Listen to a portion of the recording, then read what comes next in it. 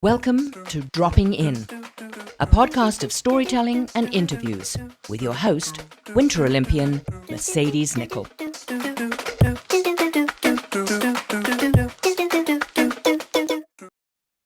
Thank you so much for dropping in on Series 7. This is a series where I get to talk to amazing Paralympians from Team Canada. I'm so excited. This is episode 64, so let me give you a glimpse at the guests that we will be dropping in with. Our next guest had a monumental start to his competitive career in para snowboarding. Competing at his first World Cup in January 2021 in Norway, he brought home gold and bronze that was at World Championships. He brought home gold and bronze for Team Canada. Move on to March 2022. One of his goals was achieved to compete at the Paralympics. Beijing 2022, he blew away the competition, racing to gold in para snowboard cross and bronze in para bank slalom. I know I was excited. 5 years ago, he was at the lowest part of his life. In 2017, he was in a skydiving accident, causing traumatic injury and brain injury. Pain, depression, addiction encompassed his life in that first year. He is a bilateral amputee. Sports and his passions are what helped him keep coming back for more. He is a snowcat operator, a skydiver instructor, competes in surfing as well as para snowboarding, and can be found on his sailboat with his girlfriend. They have a blog about that one. 60 Seconds is an award-winning short film that documents his journey from recovery from his trauma. This sun sailor, surfer, public speaker, skydiver, world champion, Paralympic world champion, lives on the edge and races on the edge. I'm pleased to introduce Tyler Turner. Hi, Tyler. How are you? Hey, man, I don't think I've ever heard an intro like that. That was pretty epic. I like doing them because when I hear my bios, there's so many stats that I didn't know about myself that other people knew. And I like that you get to hear everything that you've achieved. Yeah, I You don't should think be I've really ever proud. put it all together like that in one tight little bundle, and that's pretty wild. It's awesome. Well, you've done a lot, and we're all really proud Yeah, of you. thanks, Tyler, thanks. are you ready to drop into our 10-question rapid fire that's never rapid so that the listeners get to know you a bit better? Yeah, let's do it. All right. Well, currently you are on a sailboat, so hopefully we stay in contact here. Number 1, do you have a lucky charm? Ooh, Lucky Charm. Um, no, not really. I No. don't think so. Although I always say like I'm not that superstitious, and then when it comes down to it, I'm so like out of my mind crazy. But like I just pretend they're not superstitions. So, um, Okay. yeah. Yeah. I don't think there's like a single like there's not a thing that I travel with or something. There's just like weird things I do. Like I'll wake up every morning before a race and like throw something into the garbage bin. Yeah. And if it goes in the garbage bin, I'm like, all right, today's Good the day. day we're gonna be ripping today. And if I miss, I'm like, all right, we gotta be on it today. We gotta work through some things. Yeah. uh It's but such a weird like yeah. I get it. I totally get it. Yeah, I've got like weird little things like that, but I don't like travel around with anything or a lucky charm or anything. No. Okay. Let's say my gold medal is my lucky charm. Heyo, it is now. Are you going to take that everywhere with you? No, absolutely not. I love it. Okay. Number 2, you have traveled a lot of places on your sailboat and then also in sports. What is the most favorite place that you traveled for snowboarding and then also for pleasure? Ooh, yeah, it's been pretty crazy getting to travel as much as I have. I mean, I traveled a decent amount before, like trying to go on surf trips or whatever, but Yeah. the last 2 years been wild. Like every 2 weeks, we're on a plane to a different place in Europe. I'd never even been to Europe before, so Okay. um, I love Norway. Norway is Oh, really cool. Yeah, I mean, I didn't so really get to expensive. experience. Yeah, so expensive. I didn't really get to experience these places like too much because of COVID, but Yeah. Norway is just a beautiful country, and I've always wanted to go to Norway to do other things outside of snowboarding. So Mhm. it kind of like just showed me the country, and now I really want to go back and explore it more. On our sailboat, we're gonna sail our boat south Mexico, so let's hope that's the best place I go to on the sailboat. But um, We like just sailing north, Destination Sound and stuff, exploring Yeah. close to home. There's just been some incredibly beaches. So it's hard to say just one, but just the whole uh, like BC coast, Yeah. the coast is really Beautiful. cool. They call it beautiful British Columbia for a reason, I think. Exactly. Awesome. Okay, number 4, I'm assuming you train in the gym sometimes every now and then. I know I had to, didn't love it, got into it. When you're in the gym, would you rather have headphones on or would you rather hear your breath while you're working out? Oh man, I should probably be in the gym more, but I try and figure out ways to not be in the gym, like biking and stuff that gets me out, but still Yeah. gets that the heart pumping. But yeah, headphones in, a podcast though, not music. Okay. I love podcasts. I'm Awesome. addicted. Well, good So thing it's you're on a fitting, podcast. fitting we're here. Yeah. Nice, awesome. Um, Number 5, do you have a favorite race so far out of your para snowboard career? Yeah, I mean the finals of the Paralympics. It's got to be a pretty easy uh, answer, but there's also like some of the I made a pass in the was the finals of World Champs, Yeah. and that pass just felt really good. So maybe maybe I got to say that because that was a lot of fun.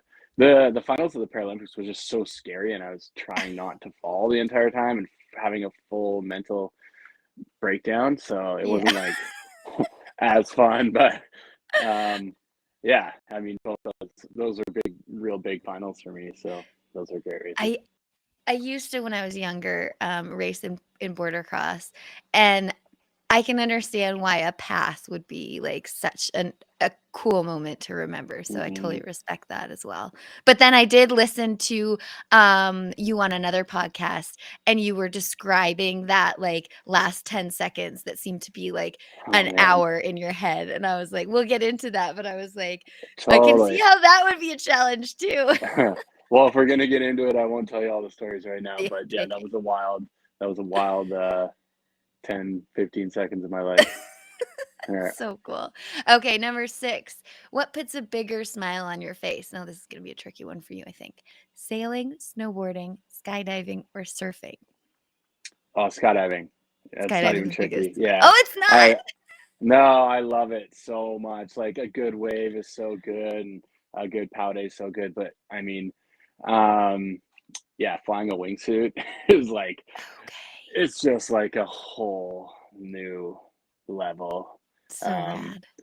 like we talk about flow state in sports all the time, and that's like I don't think there's any faster way to drop into flow state than to yeah, get out of an airplane with Dude, you're nuts. I've never done it. I've never done it. yeah, My brother's addicted, and I'm like, "Please just be safe." yeah, there you go. I don't Yeah, even like bungee jumping. yeah, bungee jumping is sketchy. It's Oh, okay. scary. Yeah, yeah, no. You got to give it a Okay. try. Everyone's got to try once. I You know, you I know, do. I feel like my I heart tell would just people come out my mouth. we don't all need to turn into addicts like me and some other people. But to try it once, it'll do something in your life. It'll Okay, affect you okay. for sure. I'm nervous Yeah. already If because I nothing else, know it's just a I'll really great story. yeah, yeah, yeah. I know I'm now, like, accountable to you 'cause, like, I'm in my head, I'm like, "I haven't said I would do it, but I know you're telling me I should do it, so I Yeah, gotta do it." there you go. Well, hopefully, if I'm in the area, I'll come chase you around the sky while you're doing it too. Oh my gosh, I'd love that. And I'm, like, seriously, like, beet red nervous right now. My palms are sweating just thinking about it. Okay, I love it. um, number 7, what would you say is the top place in Canada to snowboard? I spent a lot of time working for cat skiing operation in the Monashees, K3 cat skiing out of Revelstoke. So I Oh. got to say the Monashees. I love the Monashees. I said that you were a cat driver. I didn't realize you were, like, a backcountry cat driver. Yeah, I built parks, train parks, and half pipes and stuff. But I also was trying to become a yeah. I was kind of getting over working nights for a Yeah. lot of years, and so I was building roads for cat skiing operation. Still building parks too, but Yeah. I loved it. And then it also meant like I could work all morning and hop in a cat in the afternoon and like get some power laps in like the best snow in the world. So that was the dream job for sure. Getting in road building and driving cats in the backcountry. That's rad. Much respect to the cat drivers. I got to drive a cat at June Mountain once. My friend Jeremy Cooper, he let me in there. We had like a night shoot, and I have so much respect for you guys. I Uh, don't have that like two-hand coordination. It's like playing a guitar. It's not my jam. I almost broke the yeah, cat. but then He's like, I mean, it you just, almost broke. yeah, it just gets so ingrained, like you don't even think it's a part of you. I love it. I That's actually rad. got an opportunity this winter. Well, Lucas Willett was building one and Arena Snow Parks out of Whistler. They were building the World Championships course, Yeah. and the race directors wanted some changes done, and they were already a little bit behind the ball just with the amount of snow they had and everything. Yeah. And Lucas like, hey man, you want to push a berm out for us? And I literally was just sitting there waiting on training days and stuff. And I was like, yeah. So I got to hop in a cat this year Yeah. and like push a berm on one of the courses we're racing on, which was like kind of really cool to get the opportunity to do. And yeah, it's fun to get back in a cat this year. It's fun. Oh, you're just so helpful and handy. Yeah, no, I told the race director, I was like, anytime you want it, like I'm here, I'm ready. And with my prosthetics, I can only snowboard maybe an hour, 2 hours a day on a really good day, but my legs are breaking down so quick that I Yeah. really limit how much I'm riding before a contest. So I'm like I'm just sitting around trying not to walk because it's hard on my legs. I'll hop in a cat for 10 hours. I love it. I do it all day, every day. Oh my So we'll gosh. see. Maybe in the future, maybe I get more opportunities. And Wiki, where did you I'm going off track now because I love it. I'm I was in intrigued. Where did I you was in build a Norway. half pipe? Oh, I've built the park at COP for quite a while. I built slope and pipe, and then actually I stopped building pipe in arena snow parks, SPT. A lot of people, yeah, came and went, but I got the opportunity to be a part of that That's the for thing. I never a get to while. see you. Yeah, the phantoms of the Yeah. park. Yeah. Well, thank you, thank you, thank you. Oh, thank you. Yeah, I love it. I mean, and it's so rad when you get to build it, then like, for an hour in the morning, get to ride perfect fresh parks, which like you Yeah. become a bit of not a bit of a snob. You become a A complete complete snob. snub. I can't ride a park after 11 a.m. because there's ruts. There's a few lines going into rails. Um, I but get yeah, it. then to get I to totally watch get it. people like your friends, I grew up in Calgary and that whole crew that kind of came up, like to get to watch them come back in contests and like, yeah, I got to build, So features that cool. they're riding is so much fun. Yeah, I love that for sure. I miss it. Oh, well, maybe it's gonna come back. Who knows? Once you get off your Maybe. boat. Yeah, there we go. Okay, number 8. If you're not training at the moment, what can people find you doing? Skydiving, sailing, surfing, mountain biking. I don't know. Keep Any it busy, any having other fun. sport? Yeah. Just sports. Yeah, Cool. I Okay, love it. number 9. How did the pandemic change your training at all, if it did? Well, like I said earlier, I can't ride a ton during the day. Mhm. I'm such a new amputee, and my legs aren't super uh, well healed, I guess, for lack of a better term. They just can't really Okay. deal with the impacts of a full day of training. So I spend a lot of time off the hill. Okay. Um, I do a lot of like video review with coaches and Yeah. stuff and try and break stuff down, but there's still like a lot of time in the day to kill. And if I'm in my wheelchair and sometimes not in the most wheelchair accessible places, Yeah. um, yeah, I just kind of get a little bored. So I got off track what the question was, but Oh, no, it was just, how your training changed, but I'm oh, interested, how, yeah. how my Go ahead. training changed is that all that extra time I had, I didn't get to go explore these cool, like we're in Mm, Norway and right. Finland and like I've got all this time and I just couldn't go explore it. So that's where I was going with that. Yeah. We were talking about Norway. Did you make it down to the water in Norway? No? Okay. No. 'Cause I have this sick photo. We had a world championships there years and years ago, like maybe 2012, and, they have this, like, glass iceberg. It's Oh, with the cool. sunset, and it was just beautiful. I do recommend going back there 'cause I have to. it's rad. Though it's, like, one of the most expensive countries. Yeah, yeah, it was crazy. So I didn't mind like not being able to go out because it saved me a lot of 100%. money. Yeah. Forced me to Totally. not spend money. Oh, totally. Okay, number 10, you have a documentary, 60 seconds, and that should be dropping. Well, that's dropped in film festivals. We talked about this a little bit earlier. Um, any inkling as to when people might be able to watch it? I don't have a great answer, but I mean, a film festival near you, I guess. Yeah. It's been kind of doing the rounds all over the world, which is so crazy to even think. Award Uh, winning. Award winning. yeah, and that, yeah, it's all so wild. It's a little surreal, but you know, we're trying to get it out there. We're doing our best to find some way to distribute it, Yeah. and hopefully soon, the near future, let's Who say. knows? But you can Hopefully watch on the a teaser, the trailer, which is also mm, sick.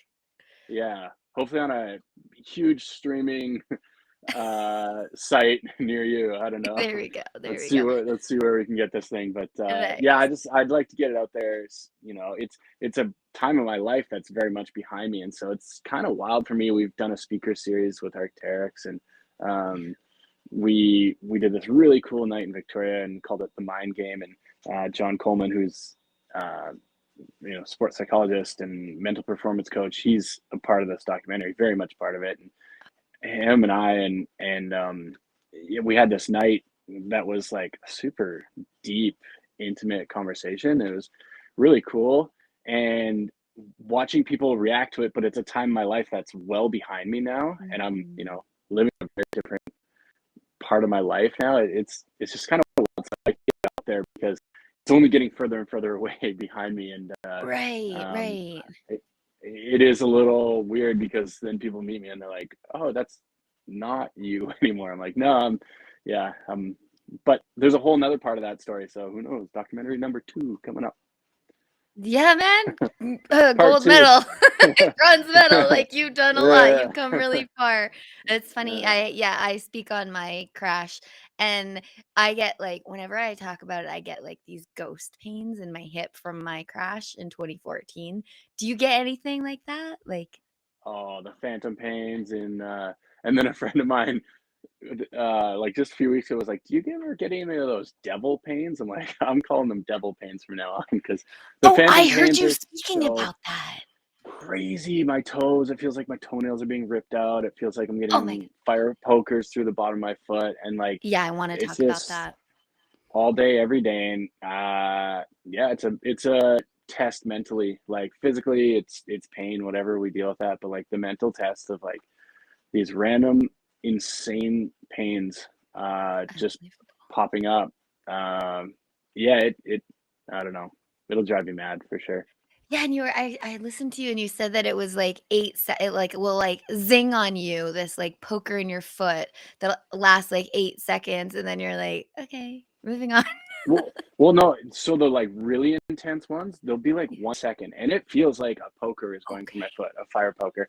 But as soon as the pain starts, is it ends that quick too. So if I fire poke your foot, it's gonna Yeah. hurt for a long time. Yeah, For yeah, yeah. me, it's in, it's out, and it's just that quick hit. And I always say if I had a cup of coffee in my hand, I would spill it 10 times a day from like having Yeah. these little freakouts.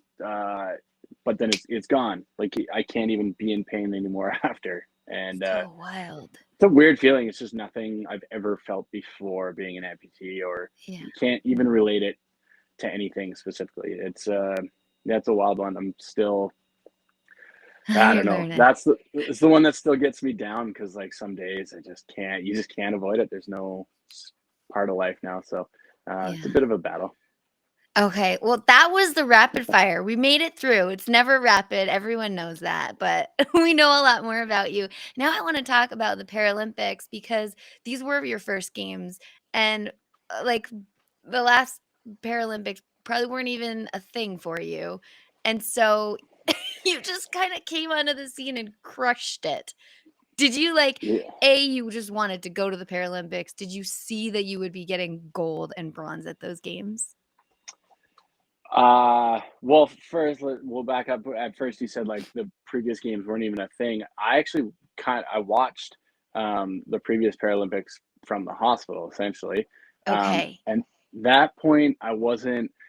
I was still kind of holding on to like, well, I didn't really have much motivation for the future, and Yeah. I watched it and I was like, oh, great, whatever. I didn't even want to like consider it, but then going forward, I would rewatch them and watch people like, Mike Schultz and Noah Elliott and these guys in my category that are snowboarding at such a crazy high level as amputees and competing, down to the hundredth of a second and like really intense competition. And I was like, after a couple of years, I was like, okay, yeah, I want to be a part of that for sure. Yes. So that it was a kind of a slow process, but once I finally got a snowboard on. It took 2 years to get a snowboard on after my accident. And once I got a snowboard on and I went riding and I went back to COP and rode with some friends there. And everyone was like, yo, you gotta do this. And I was still kind of like, I don't know. I just kind of want to go try and ride powder. And there's no one really riding powder as an Mhm. amputee. And then once it clicked and once I started down the path, there was like, I was all in. And then, yeah, like, did I think I was going to win? No, I thought I had a good chance if I could ride at my best, like Yeah. at the level on my best days during the season, I had a chance to win, Yeah. or be on the podium. But I also had a lot of like failures throughout the season. I'm a new amputee, so I'm still learning. I was catching some edges and, Oh, just yeah. random times and like really frustrating stuff. Yeah. And so it was, I was like, if I can put it all together, I've got a chance, but I'm Yeah. also like getting in my way so much. So it was a lot of, I was just back and forth and I just wanted to do, if I left there, it's so cliche, but like if I did my best run Yeah. and it put me in fourth, You'd be I'm proud. good with that. Yeah. If I I feel you got on fourth that. because I made the big finals and caught an edge, that's going to be a tough one to swallow. So that was just my goal going into it. Oh, we're not competitive at all over here. Mostly Yeah, with ourselves, and I think that's what it's really all about for sure. exactly, exactly. I didn't want to Oh, beat myself. I'm okay getting beat by these guys. Like I said, they're the best in the world. I've been yeah. watching them for two Paralympics, and I can go back and watch the games before and like video that coaches have and everything from before, and like, yeah, they're the best in the world. And if I can hang, then that's awesome. But if I beat myself, that was going to piss me off, and so Yeah, that's what I yeah. was most worried about going into it. For sure. Okay, let's talk about the dynamic of, yeah, you talked about being a new amputee and that your legs kind of can only snowboard an hour a day. So it sounds like you do a lot of video review. And in that video review, are you just like analyzing everyone as to how you can ride better? Or are you like, I can take advantage of this person because I can see this? Like, what's your, Yeah, I'm or not. you don't have to tell us. This could be like an Oh inside no. scoop that you don't want to share. No, it's okay. I'm like a crazy uh hyper analyzer. I love video. Always at Okay. the end of the day, sometimes Greg like won't like our coach won't want to give me the video because he knows I am going to like obsess Over over it and for over. so long. Okay. And sometimes I know he's messing with me and he's like, we don't have video, or like I'm like, don't even do this to me. I get so mad at him. Like I know you have video and I'm gonna I'm getting that video. So Yeah, yeah. um yeah, I also with having spent as much time as I have in a snowcat and building courses, building tranny, building features, Yeah. I can I don't I generally don't do inspection laps because my legs can't handle that many laps down a course. Okay. And it's funny because when I started competing and I was new on the World Cup circuit, the race directors would be like, inspection's open, and I just sit there and I just like I'm either like visualizing or watching video right before. Um, And I'm like, yeah, I know, I'm good. And I'll just sit there, and because I can't waste laps on my legs on race day. And I mean, Yeah. everyone, that's no secret. Everyone knows that they'll come around and I'm just sitting there. You're like, "I'm just But hanging." You're visualizing in your head, I'm assuming. yeah, Yeah. Greg will record the course for me and stuff, and, like, Wicked. if there's a tiller bump or there's, like, a weird grooming thing, like, I've seen it so many times, I can, kinda, like, process that in my head, and I love getting video of a course and just reviewing it in my head, memorizing it that way, because I physically just can't do it Yeah. anymore. So Yeah. this just kind of how we've adapted. Greg and Mark have been great at helping me kind of adapt my race day strategies, my training strategies, and To yeah, you. That's I mean, it's awesome. working, I guess. I would say so. Are you secretly judging the groomers that have done the course?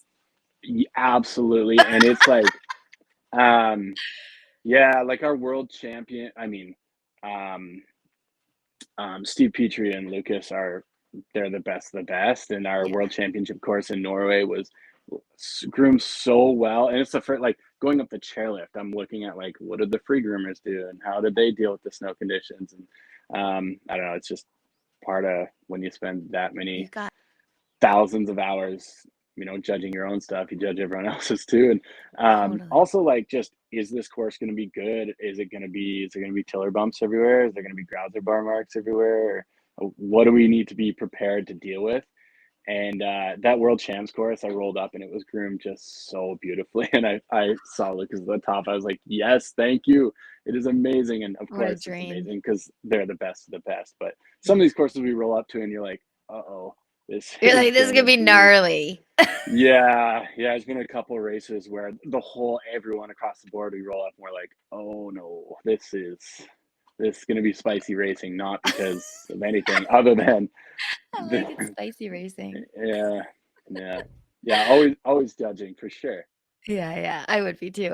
Yeah. Again, so much respect for that background in the cat, and I think that gives you, like, a total edge up for But sure. also with the judging, like, so much respect. I'll roll up and see, like, I know it was tricky conditions the night before, melt freeze, or like they had to put off grooming till late in the morning, or they had to groom it early and let it set or whatever. And Yeah. you roll up and see that it's well done. And, like, I wish I knew who. Some nights, it's just a random groomer from a hill in Austria. I Yeah. wish I knew who it was, and I could Hats throw off to props you. their way. Yeah, because, like, sometimes when people nail it, it goes both ways.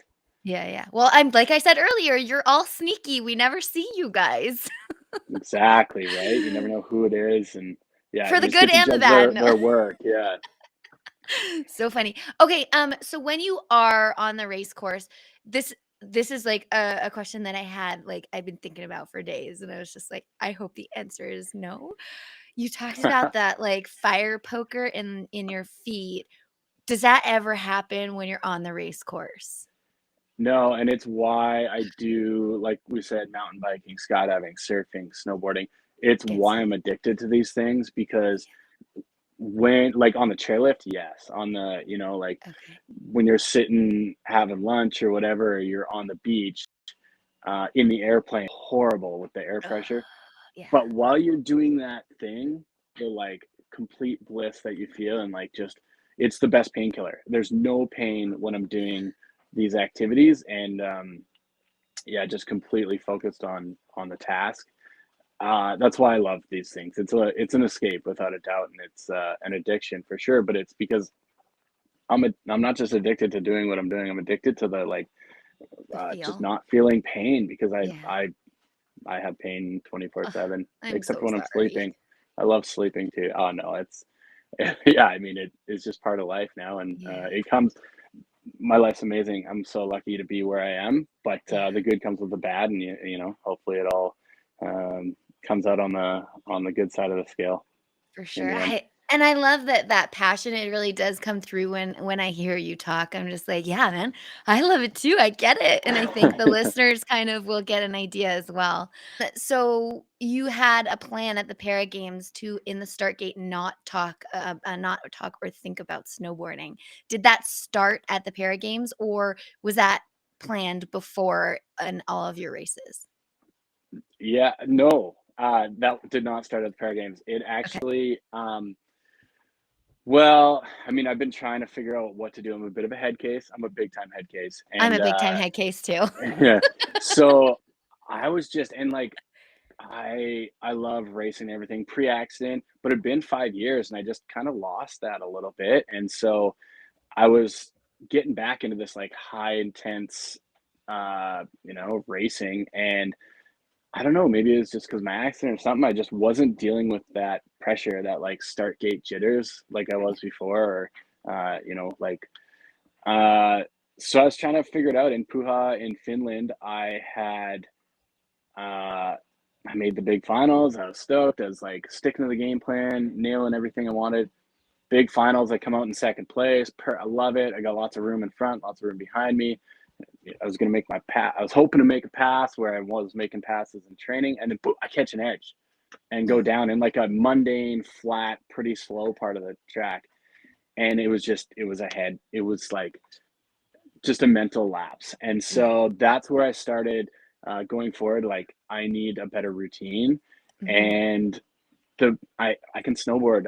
I know how to snowboard. I've been snowboarding my whole life. I don't need to think about snowboarding right Yeah. in the moment where I need to perform. So I started thinking about like my favorite waves that I surfed. Yeah. And it's crazy because after my accident, I had traumatic brain injury and many head injuries, as we all have in snowboarding before. But this brain injury I had in my skydiving accidents heavily affected my memory. And I struggle, names. I struggle with a lot of things, but I can tell you where every little speck of water was on a wave that I surfed in Australia in 2007, which is so What? crazy. That's And so, like, wild. yeah, these moments that now are like bliss for me, also, like in the past were bliss as well. And for some reason, they're stuck in my brain. So I would like focus in on different surf sessions I had, or I just go Yeah. through these different sports and like the perfect days that I had, or the perfect waves. And then at the Paralympics, so each event I've been thinking of different things, like a different theme each time. At the Paralympics, Yeah. my coach was an old skydiver, and I was like, let's skydive today. Like pre race, we're not snowboarding. We're talking about skydiving. We're like, everything is skydiving. I don't want to talk about snowboarding. We can like Yeah. a little strategy stuff when I come up, but like I've got my line dialed. I've got everything. Unless there's something critical, we're talking about skydiving today. So I'd come up and Greg and I would just chat about like different airplanes we want to jump from, different types of skydives we want to do. Just kept it So so light. Yeah, and made me sink right into like coaching. I coach skydiving, and like I was just in that mode. And when I got to the start gate, I was so just like I was so jittery in previous races, and at the Paralympics, I was just thinking about skydiving. And even there's like a pre-jump routine you go through before skydiving, and I was doing that pre-jump routine in the start gate area. And I think other people are like, "What is going on?" And then even on TV, I did my last handle check Yeah. when the camera came to me, and that What that does that at look that like? Is moment, that like you're grabbing something somewhere?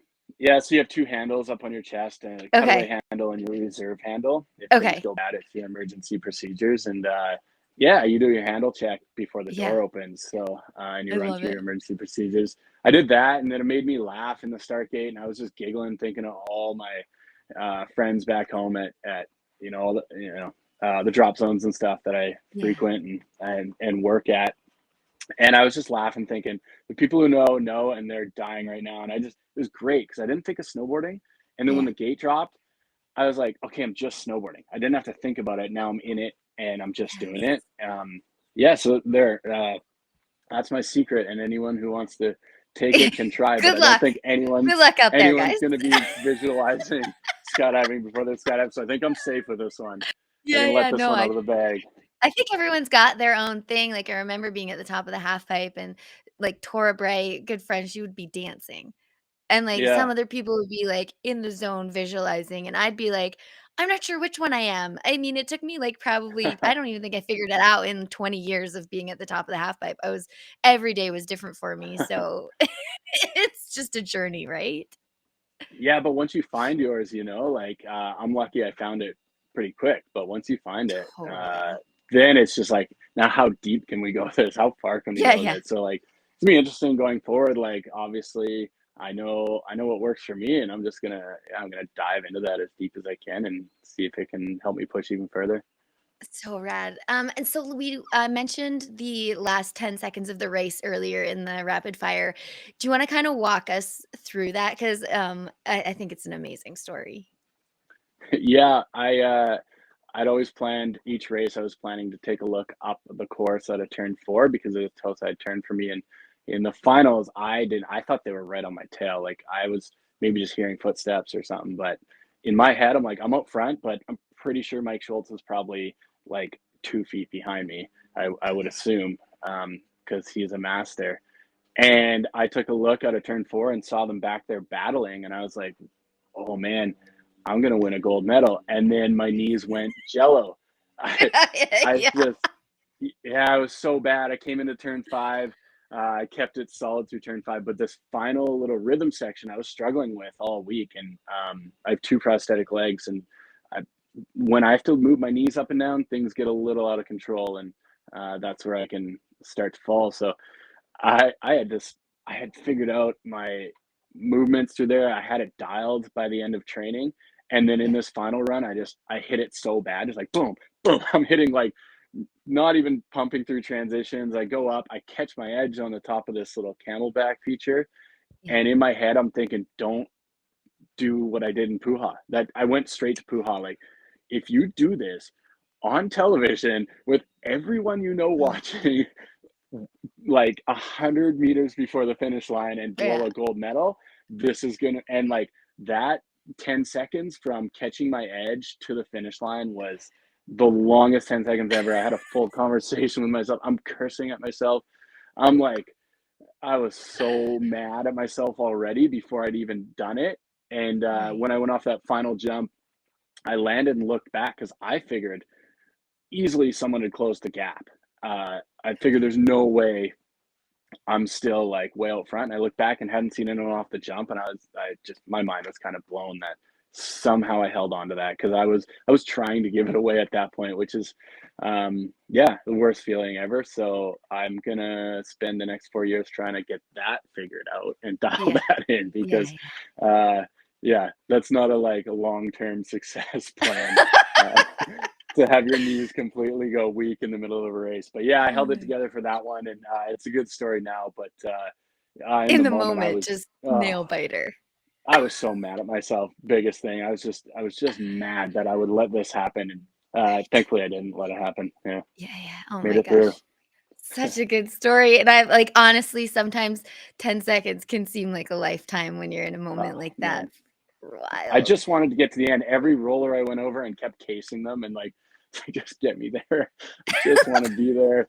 Uh, Okay, so but you oh did talk man. about 4 years, and, I had a mentor that happened to be at every one of my games, except for my last ones, and she was like, I don't know if you know Marnie McBean, but she would always be right after, like, somewhere near me and be like, "Oh, how are you gonna do at the next games?" And you talked about 4 years from now.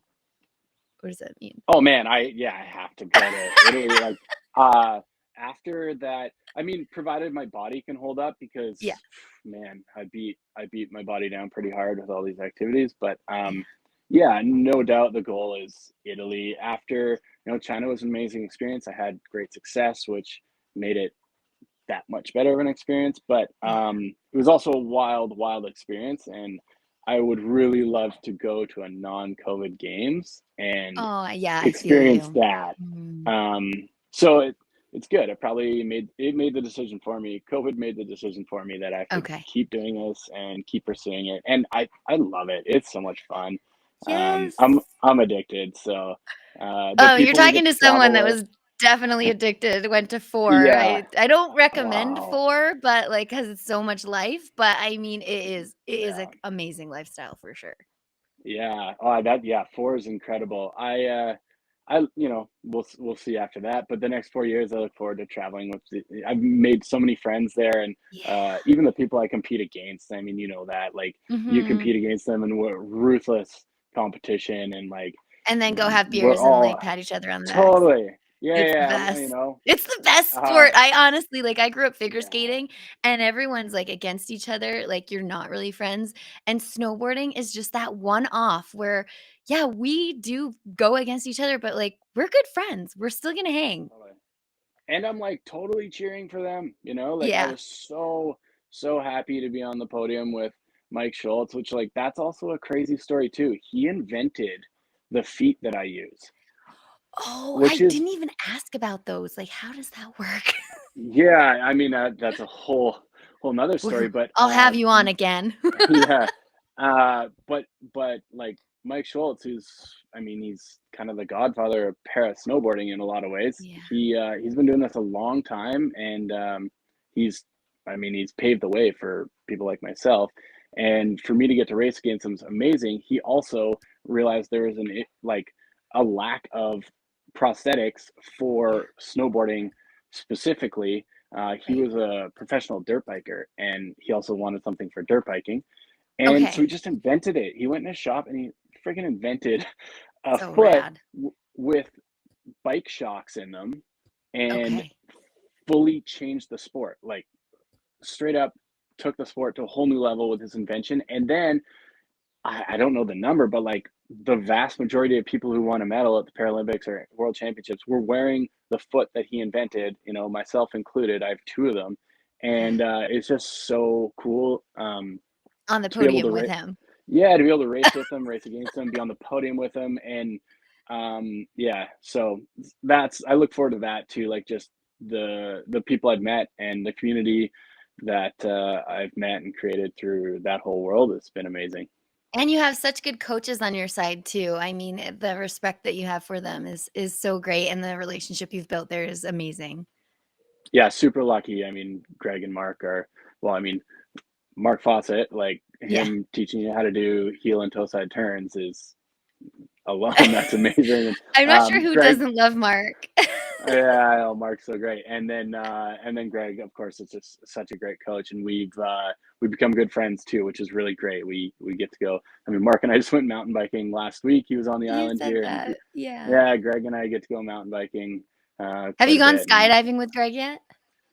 no, I bug him all the time that like, especially so after we were back at the hotel. I mean, you couldn't do anything in Beijing, so like Mhm. you, it's kind of wild. You win this gold medal, it's like this big hype, and then you're back in your room in like Uh, 30 minutes, 45 no minutes, and sit. celebrating during COVID. No, we're playing a card game. We got, you know, we were all hooked on Wizard. We were just playing Wizard, and like, okay, yay, we did it. And Oh my Lisa won a gosh. silver medal as Yes. well, and we're like, You high gotta go five, pretty again. much. You gotta go Yeah. again. That crushes So me a little bit. I know, but I said to Greg while we were sitting there, I'm like, so because of this whole story about skydiving, that's gonna get out in the media, I'm sure, and like I'm gonna be Yeah. talking about this. Like we have to go do the skydive now, and we'll see. Yes. I'm still pushing him. I'm sure I'll be able to get him back in the sky. Amazing. Awesome. Well, Tyler, thank you so much for sharing your story. Where can people find you online? Ty Turner 14 on Instagram. That's probably where I'm mostly hanging out. We also Yeah. have my girlfriend Kayleen does a really good job with a YouTube channel about our sailing adventures. It's Yes. all about spray sailing on YouTube. Just yeah, all about spray, and we pop up, and yeah, hopefully I can be on that a little bit more. I've been over in Europe snowboarding and kind of gone a lot, so it's she's worked really hard on this boat to make it get it ready to sail to Mexico in like 3 weeks. So Oh my um, goodness. yeah, we document our journeys there pretty good. TyTurner.ca. You want to get me to come speak at your event? Yes. But So good. yeah, just trying to figure out how to pay it forward a little bit more now because I've been so lucky in my recovery, and hopefully I can yeah, pass it along to the next person. That's awesome. Well, thank you so much for dropping in today. I appreciate you. Yeah, thanks for having me on. This is awesome. So much for dropping in today. You can find everything you want to know about dropping in with Mercedes at droppinginwithmercedes.com. Don't forget to subscribe on Apple, Spotify, and YouTube. Thanks DJ Kenosis for the music and my mom for the intro voice.